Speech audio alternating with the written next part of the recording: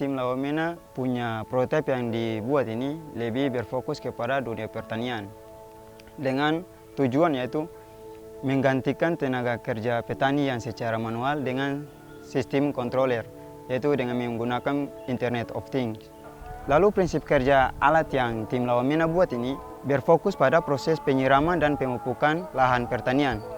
Lalu untuk melakukan proses penyiraman itu dilakukan lewat aplikasi yang tim kami buat. Aplikasi namanya Lawamena. Nah, dengan aplikasi ini maka petani dapat melakukan proses penyiraman menggunakan aplikasi.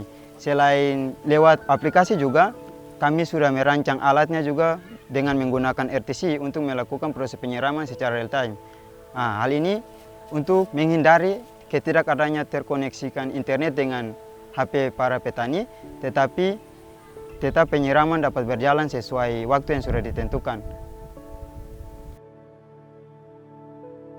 Karena sistem yang kami buat sudah diterapkan langsung di masyarakat dan dimanfaatkan langsung oleh masyarakat setempat.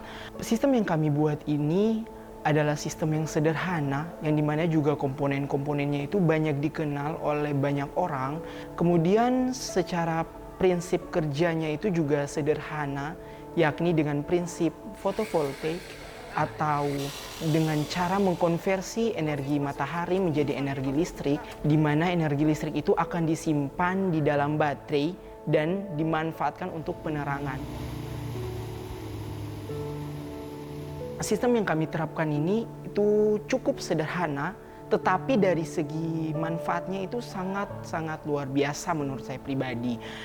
Dengan adanya sistem yang kami terapkan itu dapat menghindari berbagai macam jenis kecelakaan atau tragedi-tragedi yang terjadi di masyarakat maupun pengemudi speed itu sendiri. Ketua kelompok Luksin itu pernah mengalami kecelakaan ketika dia melakukan penyeberangan dari kota Ambon ke Pulau Haruku pada malam hari. Nah, dari situlah kami berkesimpulan untuk ingin menerapkan sistem ini agar menghindari hal-hal seperti itu. Prototipe yang kami kembangkan itu berjudul transformasi sistem peringatan dini banjir berbasis IoT melalui deep learning dan juga energi terbarukan, yang mana prototipe kami ini difungsikan untuk pada daerah rawan-rawan banjir yang berpotensi untuk banjir sehingga bisa memberikan peringatan dini terhadap warga sekitar.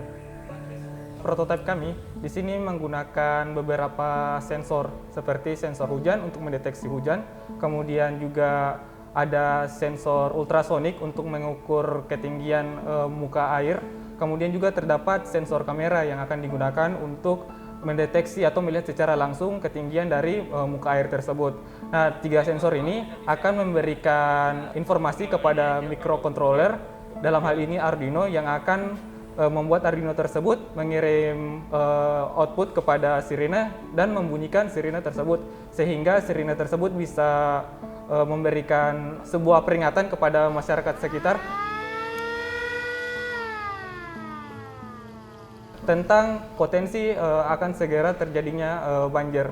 Kemudian hal unik lain yang kami sediakan untuk prototipe kami, yaitu terdapat teknologi yang bernama deep learning, yang mana pada teknologi deep learning ini kami menggunakan suatu platform yang namanya You Only Look Once, atau dalam hal ini YOLO, yang digunakan untuk mendeteksi secara real time ketinggian dari posisi muka air tanah untuk ketinggian banjir tersebut.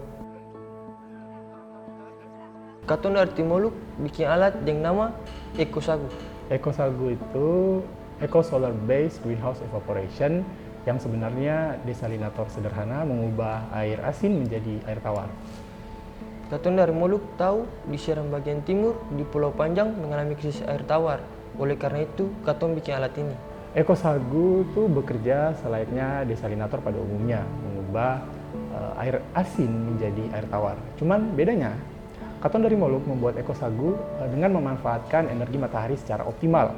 Di siang hari, energi matahari akan digunakan untuk proses evaporasi dan juga mengisi baterai, yang mana baterai yang tersimpan akan digunakan untuk proses evaporasi di malam hari dengan menggunakan heater. Prototipe yang kami buat adalah tentang sistem smart rumpon berbasis IoT untuk mengontrol dan memantau dari jarak jauh.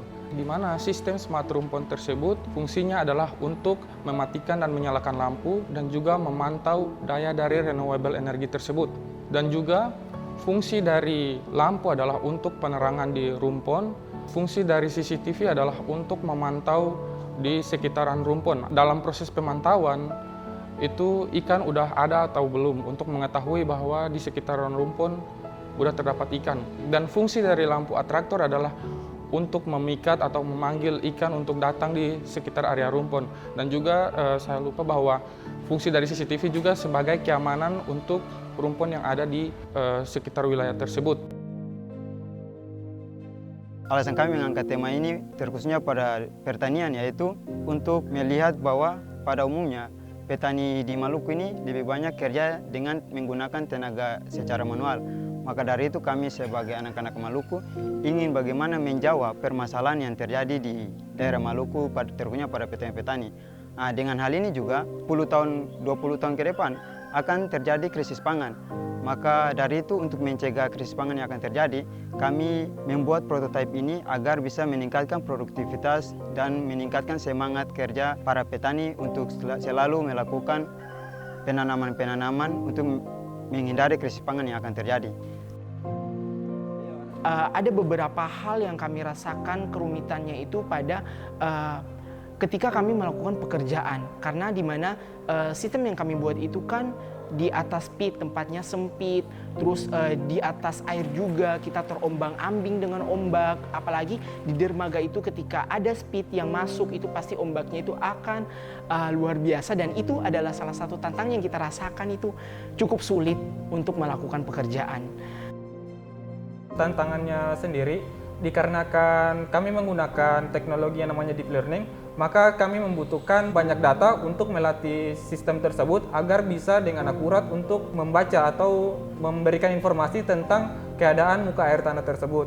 Jadi informasi yang ada itu berdasarkan dari data yang banyak tersebut kemudian diolah sehingga teknologi tersebut bisa dengan secara akurat untuk mendeteksi ketinggian muka air tersebut sehingga bisa dijadikan sebagai potensi untuk terjadinya banjir. Tantangan yang katong Moluk alami yaitu katong dari latar belakang ilmu sains mencoba beradaptasi dan belajar lagi mengenai ilmu kelistrikan, hal-hal yang menunjang dalam pembuatan alat. Tantangan yang kami alami pada saat proses pembuatan prototipe tersebut adalah bagaimana kami integrasikan antara sensor arus dan sensor tegangan untuk mengetahui hasil yang sesuai dengan yang ada pada renewable energy tersebut. Bagaimana juga kami men-setting antara sistem IoT dan juga aplikasi yang ada pada HP Android untuk sesuai dengan apa yang kita inginkan, yaitu mematikan dan menyalakan lampu dan juga memantau sistem dari sensor energi dan sensor tegangan, dan kita juga dapat mengetahui daya yang ada pada renewable energy tersebut. Kesan yang saya ingin sampaikan bahwa setiap permasalahan pasti ada solusi, dan keharmonisan dan kebersamaan itu dapat membawa kami ke dalam kemenangan.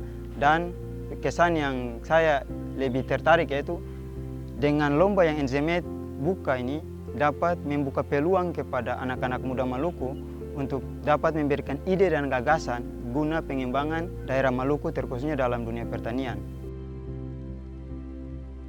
Kami dari jurusan geofisika, yang mana dalam jurusan kami itu juga belajar tentang elektronika dan juga instrumentasi. Sehingga seperti misalnya pembelajaran tentang Arduino, kemudian juga kayak instrumentasi lain, itu telah kami pelajari sebelumnya. Jadi untuk pengembangan alatnya itu kami terapkan ilmu yang telah kami dapatkan pada saat kuliah.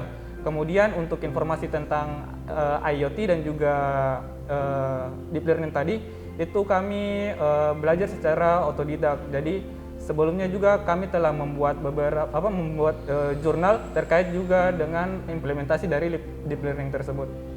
Yaitu kami sendiri banyak belajar mengenai tentang pembuatan prototipe yang dalam bentuk komponen, sehingga kami membuat dalam bentuk sebagai prototipe dari alat tersebut. Sehingga dari alat tersebut kita dapat mengaplikasikan kepada masyarakat. banyak ilmu yang saya dapatkan dari proyek ini, karena ketika saya turun langsung ke lapangan kerja proyek secara langsung, itu menurut saya itu adalah hal yang paling sangat berkesan untuk saya sendiri. Nah, ternyata banyak sekali ilmu yang saya dapatkan di luar yang saya dapatkan di ruang kelas atau di kampus, seperti itu.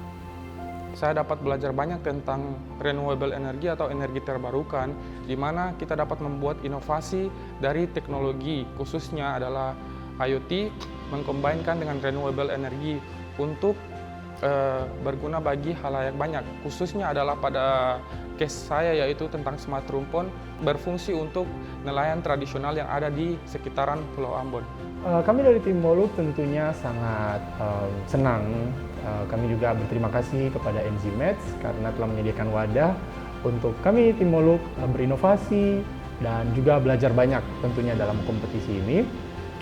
Kami juga berharap alat yang kami buat ini tentu saja bisa berdampak pada masyarakat Basudara Maluku dan juga Basudara di Pulau Panjang khususnya. Sekali lagi, kami berterima kasih kepada Enzymeds, teman-teman, dan pihak-pihak yang telah membantu kami. Emot!